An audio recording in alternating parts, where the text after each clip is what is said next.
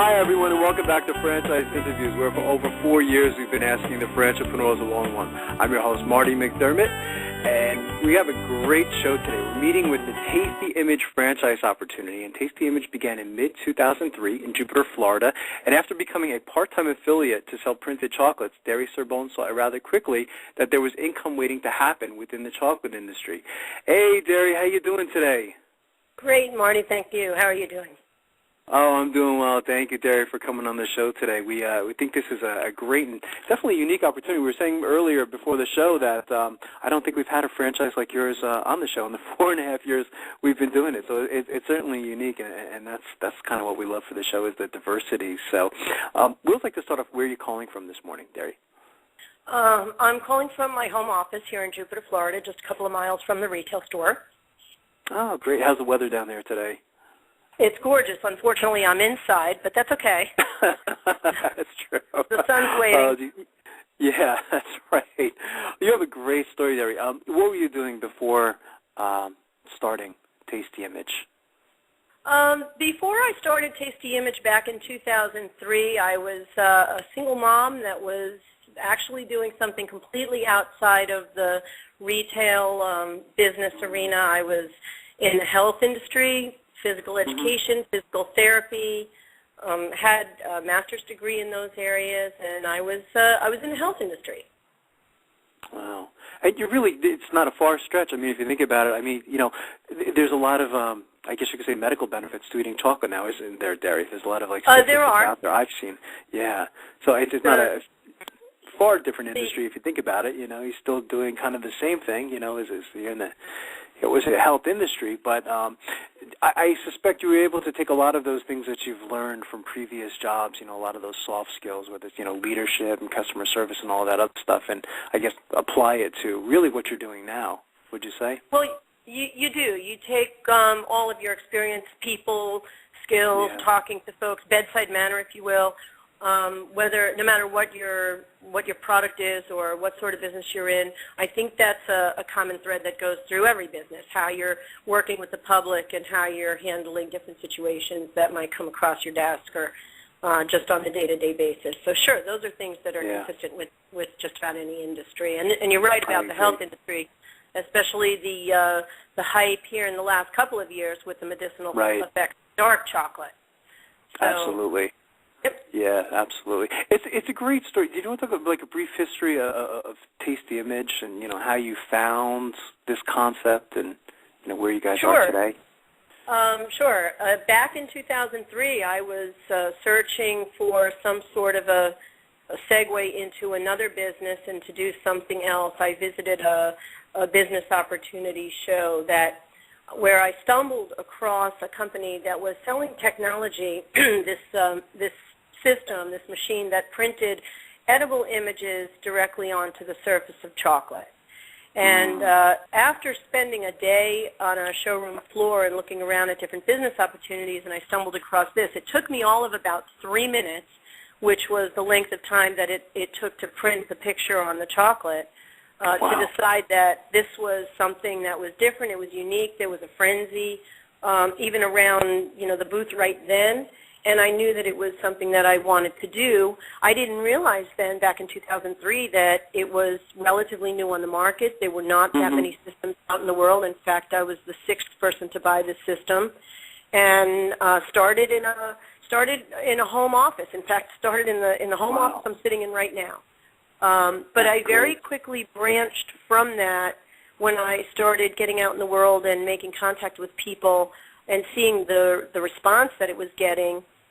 Very quickly realized that there was a lot of money to be made in the chocolate business, in the personalized chocolate business. Personalization is just such a hype right now. Anytime you can personalize something, then you couple that. Yeah, I would agree with that.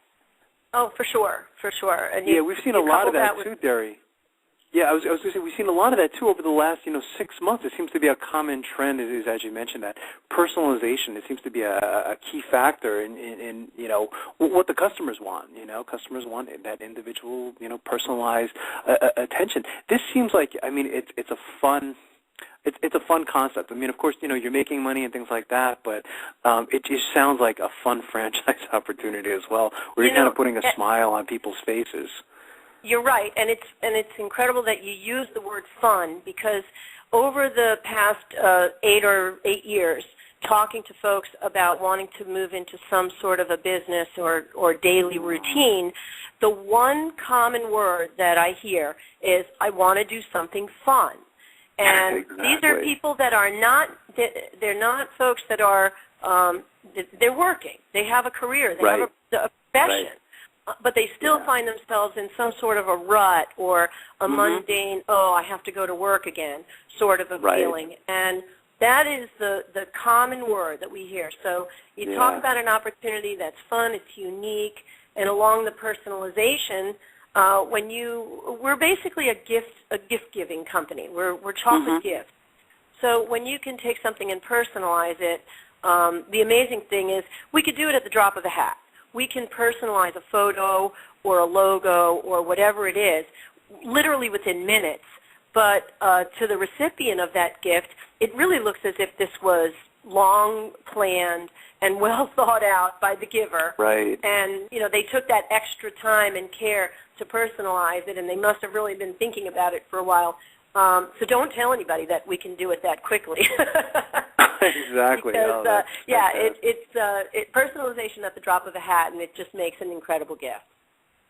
Who've been like the customers, Derri, to this? I mean, it sounds like it could be pretty much anyone and everyone. I mean, whether it's businesses or consumers. I know you guys get involved in like weddings and parties and handmade shuffles. Is it pretty much everyone? It is. It's chocolate. So it's a huge, the holidays are a huge drive for gift giving. That's the obvious. And then it goes into wedding favors and birthday parties and all the personalized reasons that you would want to give a gift, a business gift. You have now marketing tools, and it becomes the whole B2B market. And thank you gifts and hostess gifts, and then they become chocolate announcements are made, and save the dates, and one sweet party, and invitations go out on chocolate, or thank you cards go out on chocolate, or any number of, any time you would print something on paper, print it on chocolate, and it makes that much more of a wow factor. Oh, absolutely. Yeah. My wife was saying this morning, like Valentine's Day alone, is like Valentine's Day that is one huge, particular holidays, I can imagine. It's just it's incredible. Yeah, this industry is large. I mean, are there any numbers on the industry, or how big are we talking when we talk to the chocolate industry? Chocolate and confectionery, a $20 billion business that is basically broken up into 3 segments. It's the companies that take beans and take that to bulk chocolate. That would be a segment of it. A segment of it is companies that take that bulk chocolate and then turn it into what we know as chocolate candy. That would be what we do. And then there's the confectionery industry of anything else that is not chocolate. So, a good chunk of this business is chocolate. And if you think about it, I can't think of too many menus that don't include chocolate on their dessert list. You don't see too many chocolate or ice cream shops that are empty. It's a consumable. People buy it over and over and over again. So it's not the kind of thing, and it's certainly not going out of fashion. Yeah, no, absolutely. What's been the most interesting thing that's happened to you since starting this whole concept, Derri? What would you say? I think, for me, it's amazing the doors that open when you have chocolate. Just for example, going to visit customers or potential customers and letting them know that this is out there, and you're opening opening their eyes to what you have and this product. Oftentimes you'll come across businesses that say no soliciting. What those signs really mean is no soliciting unless you have chocolate. I'm pretty sure that that's what it is. I've gotten into high-security facilities when the guard at the gate found out that I was delivering chocolate. Let me right in. I imagine. It's funny. It really is. It's almost comical. It's fantastic. Well, as Don and I would say, I mean, this technology is really fascinating. I mean, can you describe the technology, how it works? I mean, we were talking this morning. You said it would be cool to like take our logo and and I guess you can actually put that on chocolate, couldn't you? I mean, and we can.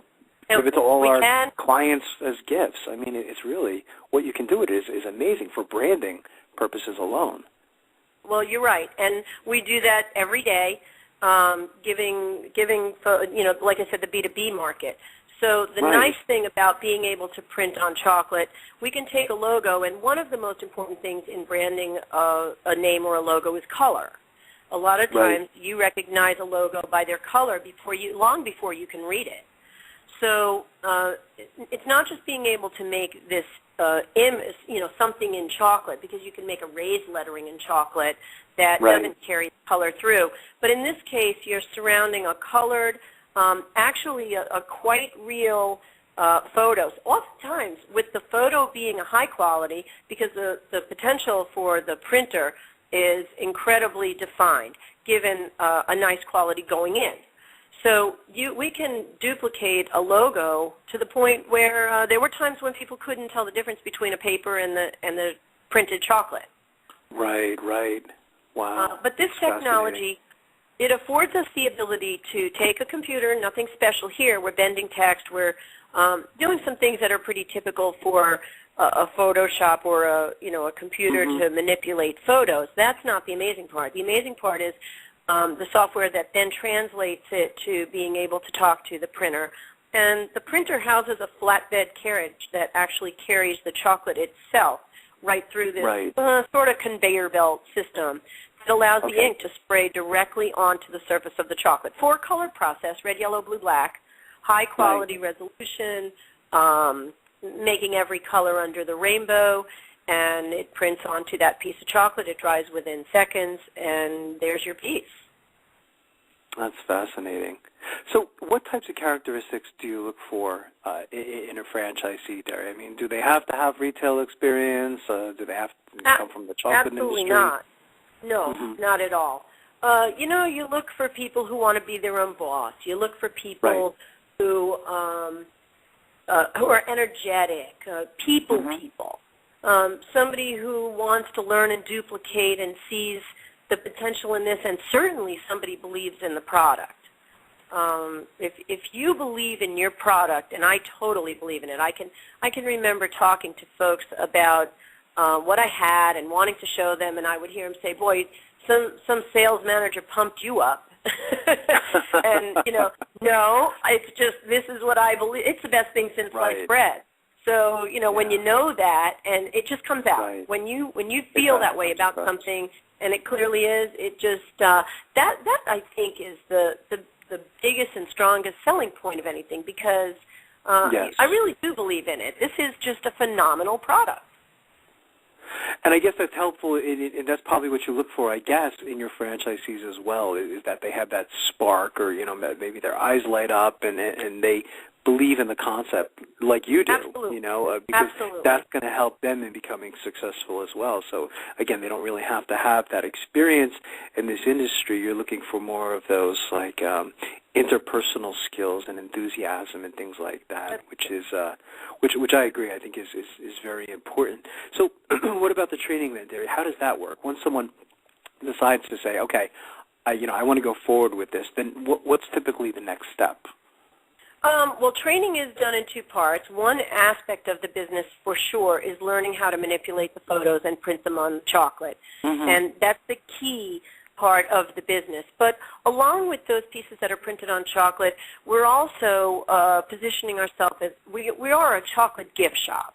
So with the imaging, we have an assortment of other things that are going with it, like homemade truffles and the molded chocolate and all the other things that we're doing. So we're training folks really from beginning to end. I mean, not unlike any other franchise, helping them through every aspect of it, from helping to find a location to teaching them how to make the very truffles and the molded pieces. That's kind of a typical thing. The unusual types of things that we do is we really teach people more about how to read their customers, how to know through body language when somebody wants you to ask more questions and get more personal and get into their personal life, and then provide an end product for them that's going to meet their needs, and when somebody doesn't want you to go there. So reading your customers and knowing how to ask the right questions to get to the end product that's going to satisfy them, because the bottom line is your customers have to be happy, and you have to figure out how to make them happy, and we teach you how to do that. Absolutely. That's interesting. What about the location, Derri? The location play a critical part in this type of business. I mean, what kind of location do your franchisees have to look for or have? Well, of course, location, location, location. Right. But you're also a destination shop. Somebody is going to have a need. I need a gift. Right. I need a party favor. I need a Valentine gift, whatever it is. And they're going to get in their car and come to you. When they do, you want to be in a place that's obviously easy access in and out and all the obvious things about, you know, where a shop should be, ground floor, visible to the public, like that. But we are a destination shop, so you're going to be, they'll seek you out, and they will come to you. Interesting. How much space would you say they need, Derri, for location? We have two different models. One of them is as small as about an 800 square foot space. Okay. And the space that we're functioning out of today is 1,300 square feet, the retail store, and really anything in between that. So it doesn't have to be a terribly large retail space to function. Interesting. Is there such a thing as like a typical day as a franchisee, would you say, Derri? I mean, from like, you know, the morning when you turn on the lights to when you go home and what happens in between. How would you describe that, if there is such a thing? You typically have fun. No, you know, the crazy thing is there really are no 2 days quite the same. We do in-store events. We might have a birthday party, a bachelorette party. We might have a chocolate tasting going on. In the summertime, we have cocoa camp. Kids will come in, and parents bring their children for the day, and they spend the day learning to make different projects out of chocolate. So summertime, the big thrust is cocoa camp. We had the opportunity to be featured on Groupon here in the last couple of weeks, where we were offering our candy tastings and chocolate making classes, and it turns out we were of their top 5 sellers out of anybody that they've ever had on. So we're now hosting all these chocolate classes, and folks that are coming in and are just fascinated with the equipment, and we gown them up, and we put their hands in gloves, and we put an apron on them, and their hair's tied back, and they're making different chocolate things that they, you know, you might have seen on the Food Channel, you might have read about and seen in movies, and they're doing it. So, you know, they like it. It's unique. It's different. It's entertaining, and they get to come away with the chocolate that they make. And we might be hosting a kids class at 12 o'clock in the afternoon. And then later on that afternoon, we may have a group of adults coming in, and in between we're making candy to restock our cases. And we're also doing off-station chocolate fountains, or we could take this machine live and print at a wedding or a bar mitzvah. We've done grand openings. We've hosted different car dealerships that have had us come in when they brought in new cars, and they had us taking pictures of people while they were there standing next to their new car, supposedly, in the showroom. So, I mean, really, no 2 days are quite the same. That's fantastic. And that's important to a lot of, you know, prospective franchisees. They don't want to have those 2 days the same, you know. So jumping to another question, what advice would you give to an aspiring entrepreneur, Derri, looking to buy a franchise? Well, I mean, you want to do something, certainly, number one, that you're going to have a passion for and that you're going to enjoy. You want something that's tried and true. We're a ground floor opportunity in that here in the United States, we have not sold any franchises yet. We are in 16 other, we have 16 other locations outside of the United States, and our technology is in some 42 countries. So we're not new to the franchise arena as a whole, only here in the United States. This is an incredible ground floor opportunity for a visionary, for somebody who sees this big picture and understands that we're not new. We're just here in the States that we're looking to get out into.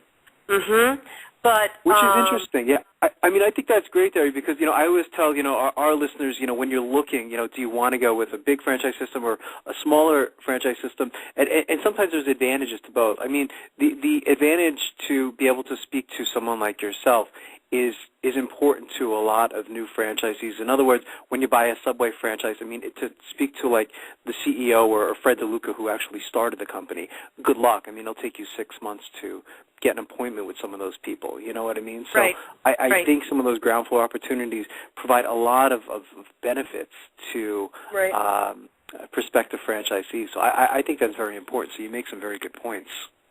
I have a funny story. I had a woman come into the store, and she was a franchise owner. This was before we were a franchise.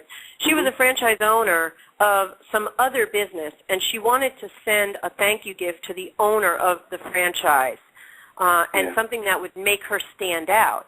So she was having something printed on chocolate that she was going to send to him, a big giant block of chocolate with her image and this apparently some kind of a phrase that was specific to their industry. And we put that on the chocolate, and I said, and how do you want me to sign this? And she said, well, I'd like you to sign it from franchisee number 137529. And I thought, wow. Exactly. Wow, that's a great story. And there's a lot of examples of, like you said, like Subway. I mean, I think Subway's up to like 34,000 franchise opportunities, So, I mean, yeah, I mean, how impersonal is that to not sign your name, but you're a number, you know what I mean? You're a number, not with us. Yeah, and not with you guys, and I think that's important. No matter what, I would like to say that you will never be a brick in the wall here. We are as personal as our product is. We know each and every machine owner by their first name, with cell phone contact and help galore, and there's no such thing as hours of operation. I always joke with people about calling a company, press 1 for this, press 2 for that, and you're jumping through hoops to get to somebody. And I say we have a 2-step process. Step 1 is you make the call, and step 2 is we answer it. Wow. So this franchise opportunity could be very big. I mean, I could see this, having you guys as well, having this conversation in 5 to 10 years, you guys having, thousands of units, which is very possible. So what are your plans for the future then, Derri? I mean, how big would you like to get, and where do you see, like, 5 years down the road, you see yourself? Well, I think to say it's possible is an understatement. I think it's inevitable. This is the next pet rock. We are getting an incredible response already, and people definitely see it. The opportunity here is coming at a prime time. People can still negotiate excellent leases in a retail space. The economy appears to be on the upswing. We've already bottomed out, and folks have lost faith in corporate America, and they're now banking on themselves. And thank goodness for that. You'll never fire yourself. You will never get that feeling on Sunday that, oh my gosh, I have to go to work tomorrow, and I really don't want to see my boss.